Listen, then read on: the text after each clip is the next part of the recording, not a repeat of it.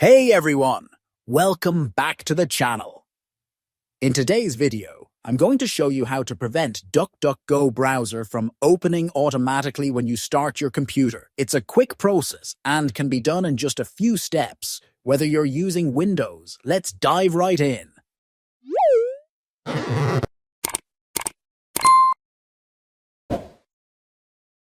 First, open the Task Manager by right-clicking on the taskbar and selecting Task Manager.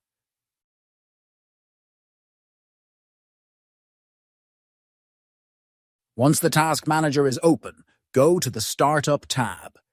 Here, you'll see a list of all the programs that run when your computer starts. Find DuckDuckGo Browser in the list. Right-click on it and select Disable.